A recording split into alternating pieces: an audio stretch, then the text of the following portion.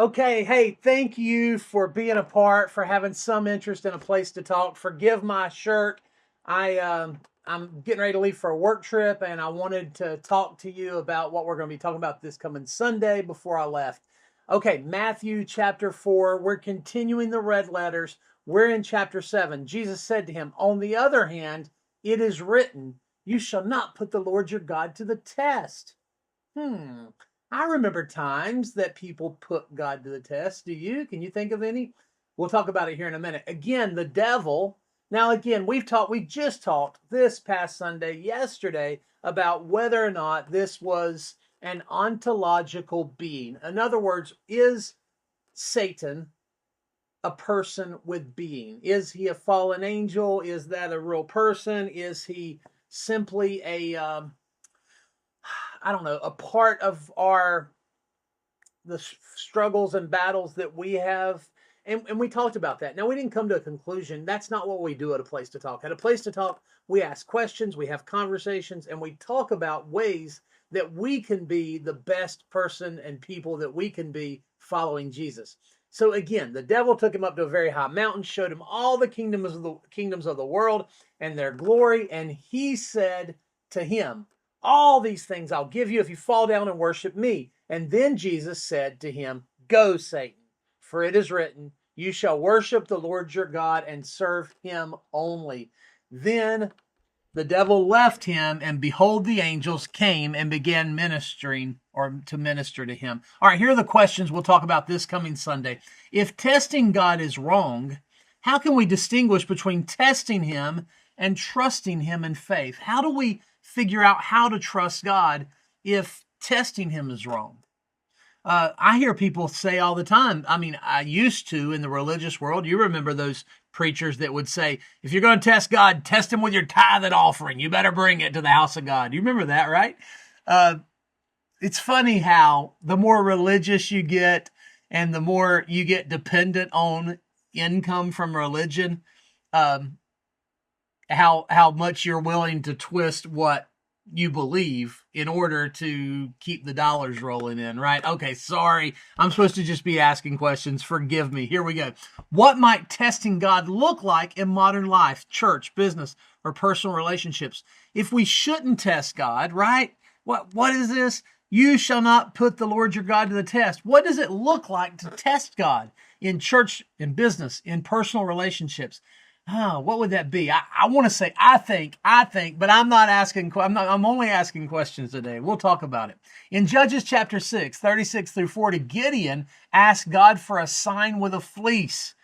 While in Matthew 7, Jesus refuses to test God when he's tempted by Satan. How do we tell the difference between seeking confirmation of God's will, as Gideon did, and putting God to the test, as Jesus warned against? What should we take away from Gideon's example? How do we balance that? The difference between understanding God's will and figuring out what God wants and actually testing God. What's the difference there? I have all kinds of ideas, but I want to invite you to come and think with us. Let's talk together. I want to hear your ideas. All right, people get very much in their feelings when it comes to real estate. I work in real estate. I can't help, but that's kind of where my world is. And people are like, all right, I'm going to buy this house and I'm going to do this and this and this. And then something doesn't go their way and they go, I'm a person of faith.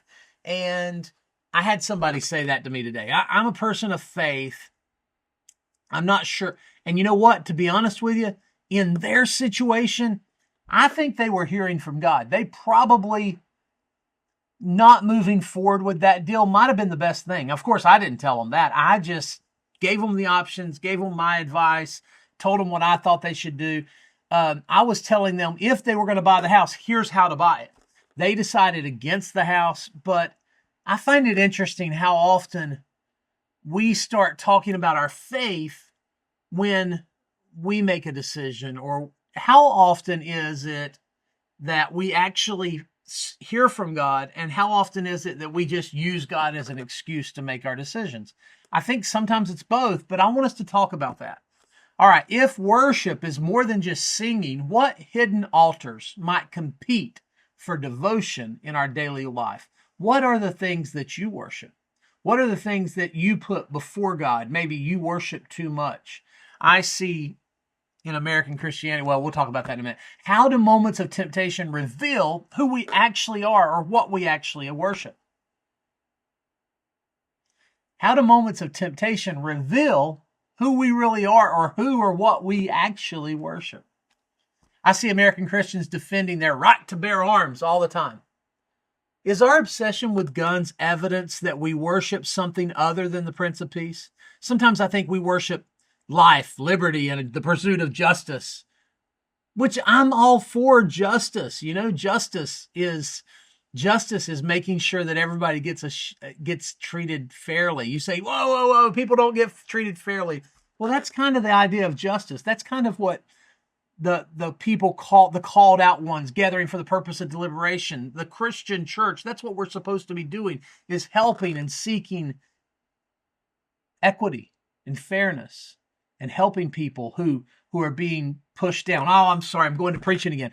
My question is, are we worshiping something other than the Prince of Peace? Or is this question just a pacifist getting personal? How does refusing to test God truly relate? How does refusing to test God relate to truly worshiping Him? If we're going to worship and serve God only, how could we start that this week, today, between now and Sunday? How could we go ahead and start worshiping and serving God only? I can't wait to talk to you this Sunday at A Place to Talk. Come prepared to ask these questions, to talk about this passage, and we're going to be digging into this text. On the other hand, it is written, you shall not put the Lord your God to the test, and go, Satan, for it is written, you shall worship the Lord your God and serve Him only. That's our text for this coming Sunday. I can't wait to see you.